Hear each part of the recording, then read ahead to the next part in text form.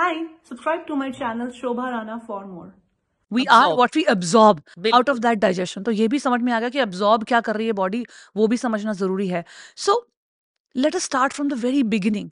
Because metabolism is the central process जो ये सब govern कर रहा है कि food ingestion से लेके digestion से लेके absorption तक हो क्या रहा है. So please help me एक और understand. एस्पेक्ट भी है, how it also manages waste, वो भी है. Correct, okay, correct. So first and foremost ये वर्ड मेटाबॉलिज्म जो है ना, इसको बहुत लूजली यूज किया जाता है.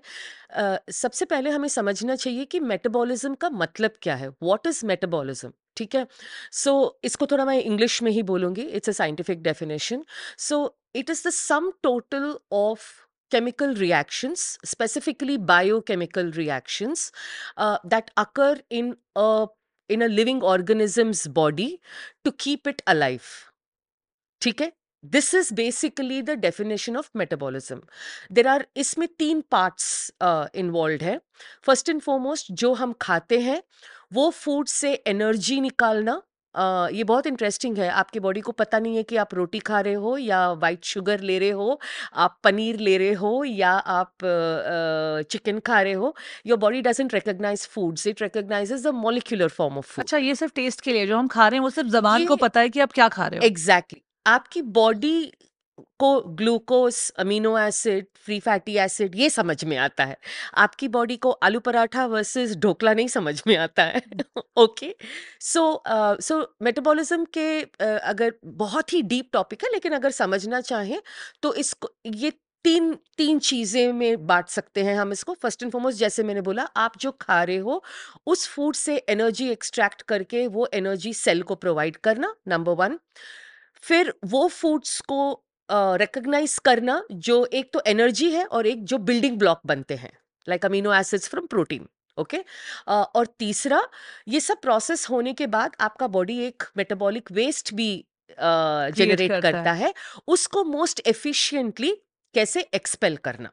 ठीक है, फर्दर इसके 2 पार्ट्स हैं, एक है एनाबॉलिज्म और एक है कैटाबॉलिज्म. कैटाबॉलिज्म. राइट, आपने कहीं न कहीं जिम ट्रेनर्स ये काफी यूज करते ये हैं हमने ये टर्म साइंस को. की किताबों में पढ़ा था, I think 7th 8th standard में. एग्जैक्टली, कैटाबॉलिक एंड लेकिन हम इसको कैसे ट्रांसलेट करना चाहिए हमारे रोज की लाइफ में हम भूल जाते हैं. Anabolism is basically to be, अगर मैं सिंपल शब्दों में बोलूं, it is a process of growth जो हमारे प्यूबर्टी में होता है और जो normally on a day to day basis it is a process of growth.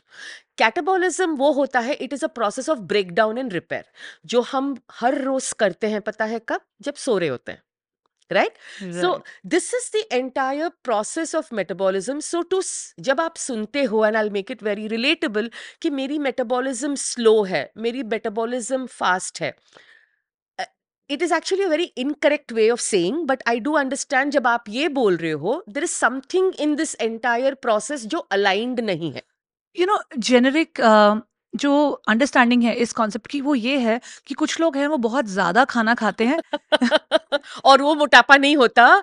और मैं बुफे देखती हूँ तो मैं मोटी हो हाँ, जाती मैं हूँ. पानी भी पीती हूँ तो मैं मोटी हो जाती हूँ. कि उनका मेटाबॉलिज्म फास्ट है, हाँ, इसकी वजह से the food that they are consuming is not depositing in form of fat in their body. और मैं, क्योंकि मेरा मेटाबॉलिज्म स्लो है, इसलिए मेरी बॉडी में वो डिपॉजिट हो जाता है. ये एक लेमैन अंडरस्टैंडिंग ऑफ मेटाबॉलिज्म है. तो प्लीज हेल्प मी अंडरस्टैंड ये दिस. बहुत इनकरेक्ट है.